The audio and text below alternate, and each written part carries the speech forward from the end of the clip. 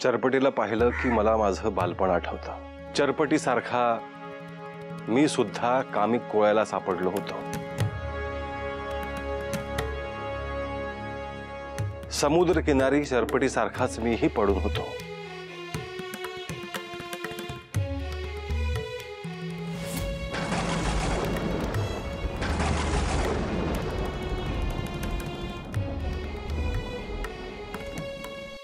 त्या देवगुणी माणसाने मला त्याच्या घरी नेलं।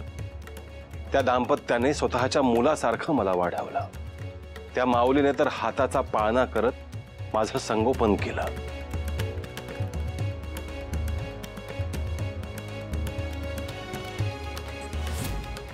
परंतु त्यावेळी सुद्धा गावातल्या लोकांचा मला विरोध होता।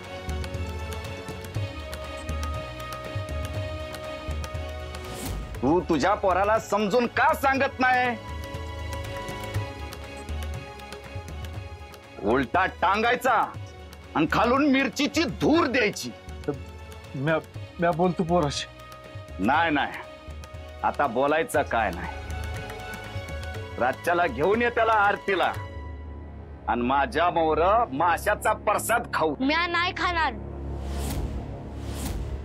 आता गावच्या पंचांनी ठरवायचं काय करायचं।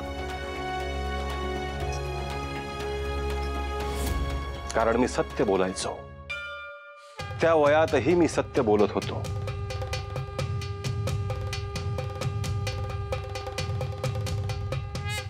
आणि माझ्या सत्य बोलण्याचा गावातल्या काही लोकांना त्रास होत होता।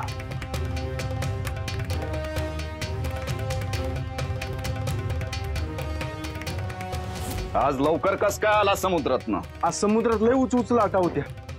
आम्ही जाळ टाकून बसलो होतो, पण मासे काही घावले नाही। अरे बा, असं का सांगतोस? खरं सांग की त्याचं काय झालं बघा। आज आम्ही मासे पकडलेच नाही। माझ्या बानं आज बी मासे पकडलेलं, पण मी ते फेकून दिलं।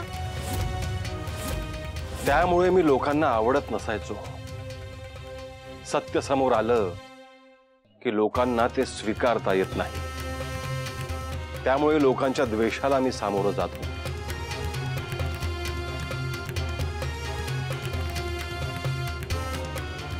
आज पातूर गावात माझं कोणी ऐकलं नाही असं झालं नाही, पर तुझ्या पोरानं आज माझा पान उतारा केलाय। म्या बोलतो याच्याशी। तो ऐकलं असं बघा, नाहीतर याच्या नावाचं गाव देवाला साकडं घालील।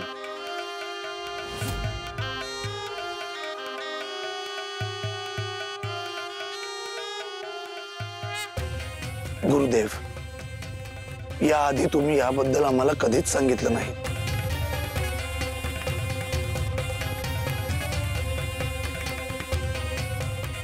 सांगितलं नाही गोरक्ष, परंतु आज पृथ्वीवर 9वे नाथ अवतरल्यावर सुद्धा लोकांमध्ये काही फारसा फरक पडलेला दिसत नाही।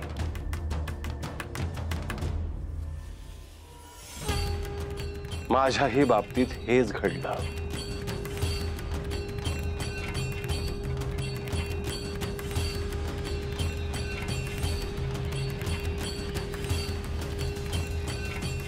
कुठं चाललायस? पर तुम्ही इथं काय करताय?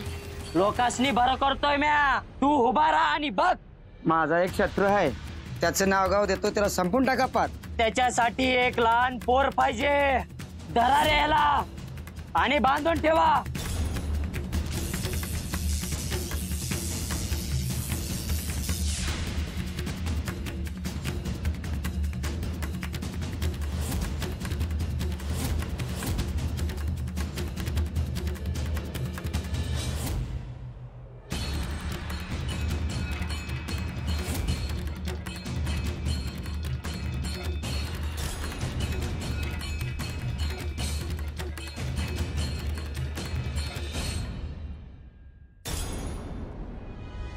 तू कोण आहे ठाव नाही मला। मला माफी दे।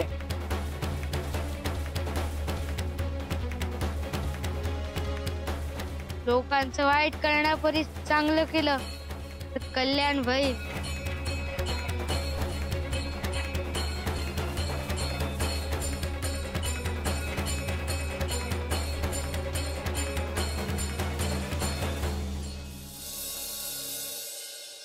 हे भगवंता, आजवर आम्ही तुझी जी भक्ती केली, पूजा अर्चा केली, त्याचेच प्रसाद म्हणून तू आम्हाला हे बाळ दिले आहेस.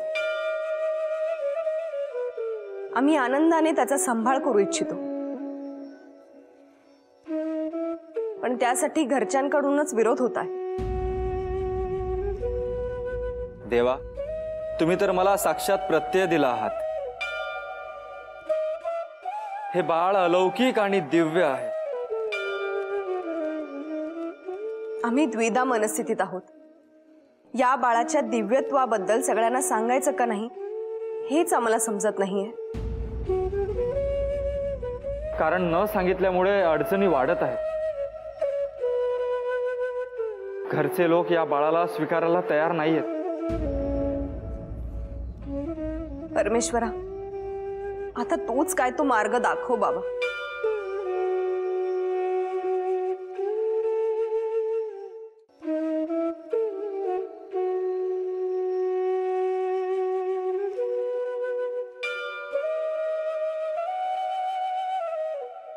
चंद्रा, भाऊजी, मला कळतंय तुम्हा दोघांच्या मनात सध्या काय सुरू असेल, पण तुम्ही काळजी करू नका. सासूबाई आणि आमचे हे स्वीकारतील या बाळाला. जाऊबाई, आम्ही त्यासाठीच देवाकडे प्रार्थना करत आहोत. अगं, परमेश्वर तुम्हा दोघांच्या पाठीशी उभा राहीलच, पण मीही यात तुमच्या सोबतच आहे. सासूबाई आणि यांच्याशी मी बोलेन. अगं, एवढ्या गोड बाळाला कसं कोण नाकारू शकतं.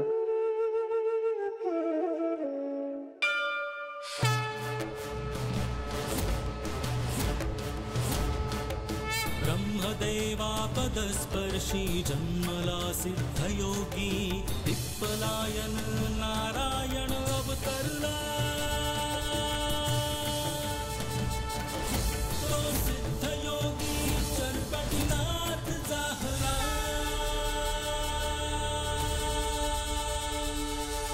ओम चैतन्य चरपटीनाथाय नमः. मी या बाळाला बघून तुम्हा दोघांना पाठिंबा देत होते, पण आता मला कळलंय हे बाळ खरंच दिव्य आहे. आता इथं जे काही घडलं ते जर आपल्या घरच्यांनी पाहिलं असतं ना, तर त्यांच्या मनातल्या सर्व शंका दूर झाल्या असत्या.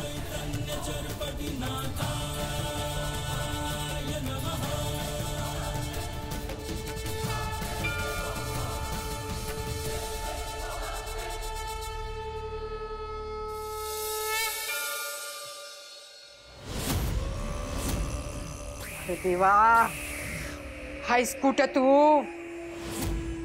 अरे, माझ्या आयुष्याचं वाटोळं झालं तरी बी तू डोळं उघड नाहीस रे. अख्ख्या जगाकडे तुझं लक्ष आहे, पण माझ्याकडे लक्ष नाही देतोय रे तू. अरे, माझं भलं कधी करणार आहेस?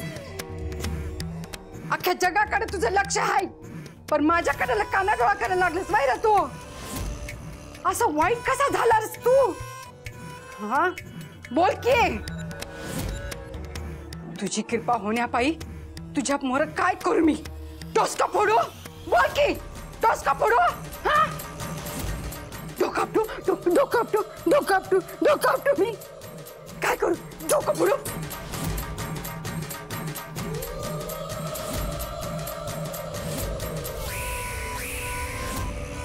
माझ्या नवऱ्याला कवाचाच घेऊन गेलास तू आणि मला हितच ठेवलंस बाई. ते बी असंच. अरे, निदान सुखांतर ठेवायचं ना मला. पोरगी वयात आले र, तिचं लगीन करीन म्हणते, पण चांगलं वर बी चालून येईना.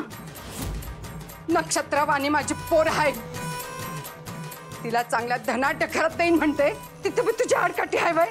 माझं इथं काय चुकलं सांग की र देवा, काय चुकलं? अरे, तू देव आहेस ना, तर निदान देवासारखा वाक्य. हा, देवासारखा. हा, आई, काय करतेस तू हे? बाहेर किती मोठा आवाज येतोय तुझा. अगं, मी काहीतरी दुसरं सांगायला आले होते तुला. तुझं इकडे वेगळंच चाललंय. अगं, देवाच्या नावाने कशाला ओरडतेस? माझं राहू दे. तू इथं काय सांगायला आलीस सांग. बोल की आधी. राहू दे, तुझं काहीतरी भलतच चाललंय इथं. सांगतेस का आता? अगं, त्या आपल्या शेजारच्या चंद्रावहिनी आहेत ना, त्यांनी बाळ आणलंय. बाळ आणलंय म्हणजे? सत्यश्रवा दादाला ते बाळ नदीजवळ कुठेतरी सापडलंय. बाळ सापडलं म्हणजे? अगं ते घेऊन यायला वस्तू आहे बाई. असं दुसऱ्याचं पोर कसं काय उचलून आणलं त्यांनी? हे बघ, झाली त्यांना नावं ठेवायला सुरू. तू ना अजिबात यायचं नाही तिकडे. नाही नाही, अशी कशी येणार नाही मी. चल बघतेस की कसं हाय बाळ ते. आपलं काय बाय करायचं? अशी कशी लाज वाटत नाही त्यासनी? हा चल बघतेस मी. आई, हा चल. आई, अगं आई. तुम्ही चला माझ्यासोबत. हो, देवघरात जे घडलं ते त्यांना सांगूयात आपण. त्यांनाही कळायला हवं. हो नको बहिणी, कोणाचा विश्वास बसणार नाही यावर. का नाही बसणार विश्वास? थांबा तुम्ही, मी बोलते. या तुम्ही. अहो ऐकता का अण्णा, सासूबाई, अहो देवघरात आता एक चमत्कार घडला. अजून काय चमत्कार घडायचा बाकी आहे? जे घडायला नको होतं ते तर सगळं घडून गेलं.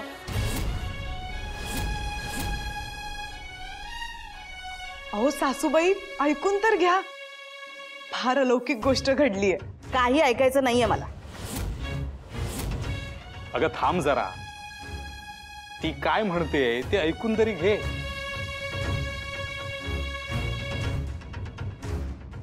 अहो अण्णा, चंद्रा आणि भाऊजी देवघरात पूजा करत बसले होते. मी तिथे जाऊन पाहिलं तर आपल्या चरपटीला त्या योगीने जो डमरू दिला होता तो डमरू चक्क हवेत तरंगत होता. आणि तो डमरू तसाच तरंगत आपल्या देवघराच्या त्रिशूळाला जाऊन चिकटला.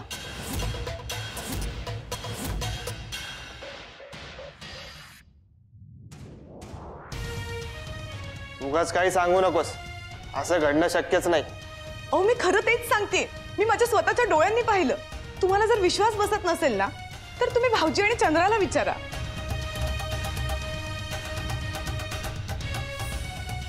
ते काय सांगणार आहे? उलट नवीन नवीन कथा रंगवून सांगतील ते.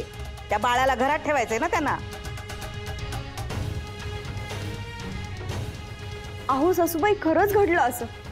आणि आमचं खोटं वाटत असेल तर जाऊबाई का सांगतील असं नाव घडलेलं?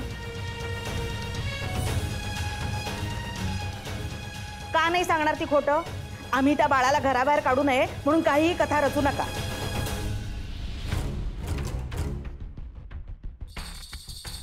आणि तुम्ही कितीही चमत्कार सांगितले तरी आमचं मन त्या बाळाला घरात ठेवण्यासाठी तयार होणार नाही. आमचा विरोध आहे तो आहेच. अरे पण वसुदेवा, आपण डोळ्यांनी पाहिलं नाही म्हणजे ते घडलं नसेल असं होत नाही. कदाचित घडलंही असेल. अहो अण्णा, मीही तेच सांगतेय. बरं, जे सत्य घडलंय ते स्वीकारायला काय हरकत आहे? काही सत्य वगैरे नाही. आणि असेलच ना तर तो तुमचा दृष्टीभ्रम आहे. परमेश्वरा, बघतोयस ना रे बाबा, ते नको असलेल्या बाळाला घरात ठेवण्यासाठी काय काय खटपटी करतायत हे लोक. अहो सासूबाई, तुम्ही. अहो जाऊबाई, जाऊ दे. अहो वहिनी, मी सांगितलं होतं तुम्हाला, कोणीही विश्वास ठेवणार नाही यावर. भाऊजी, एक ना एक दिवस या सगळ्यांनाही आपल्या चरपटीची प्रचिती येईलच.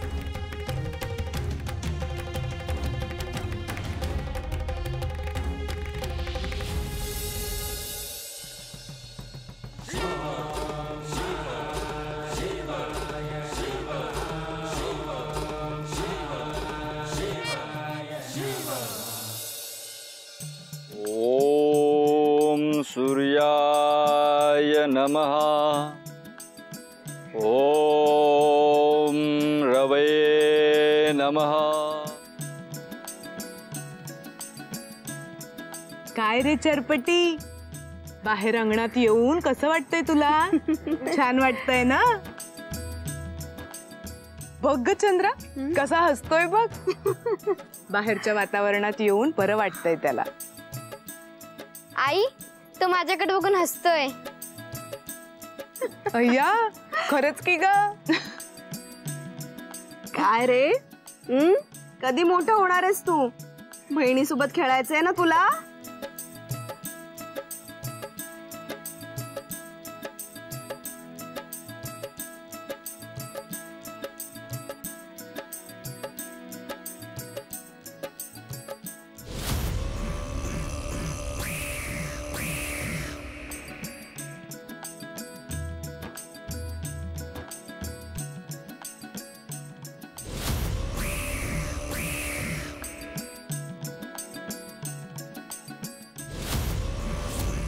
अगे चंद्रे,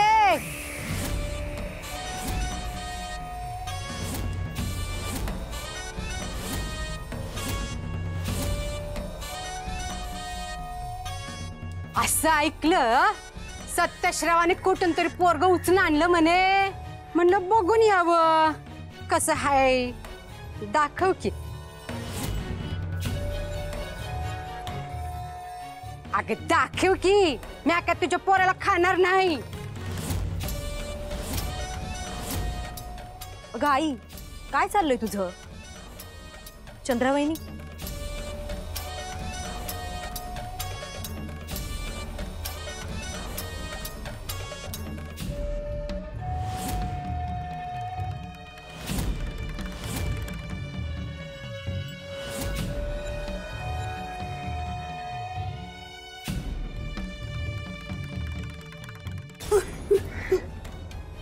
अगं आई काय झालं तुला?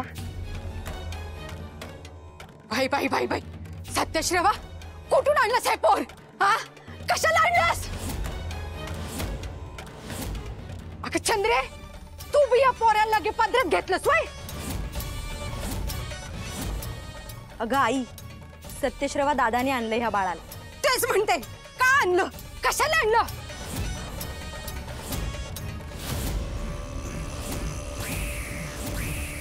अहो अंजनाई असं का म्हणताय तुम्ही? अरे का म्हणून काय विचारतोयस? हे माणसाचं पोर आहे की भूत आहे भूत?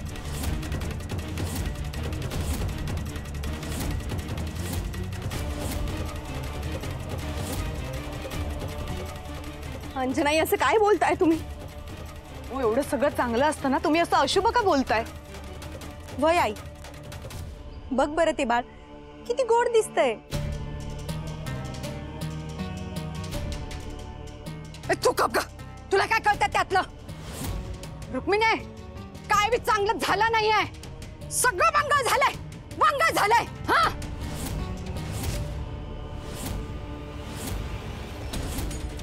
अंजनाई नेमकं काय झालंय?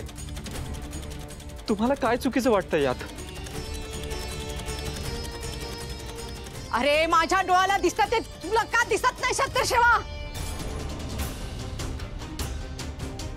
अरे समध्या गावाची पूजापाठ तुझ्याच हाताने होते आणि तुलाच कळलं नाही. अरे तुम्ही हातात इंचू घेतला, इंचू तो कवा बी डंक मारल, काय बी सांगता येत नाही.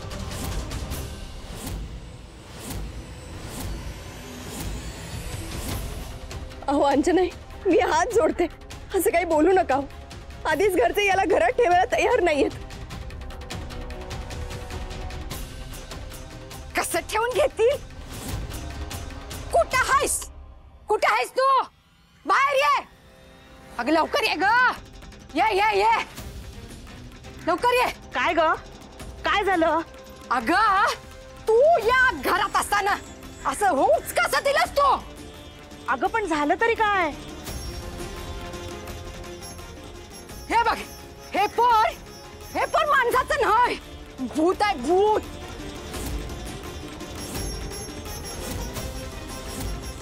हो अंजनाई कृपया करून असं काही बोलू नका हो. या पोराला घरात ठेवशील तर अख्ख्या घराचं वाटोळ होईल. हा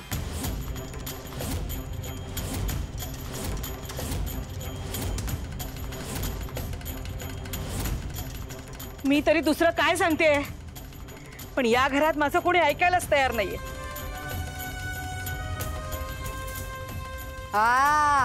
असं करायचं नाही. या पोराला तू घरात ठेवशील तर तुझ्या घरात एक एक माणसं मरतील बघ. समधी मरतील, कुणी बी जगायचं नाही.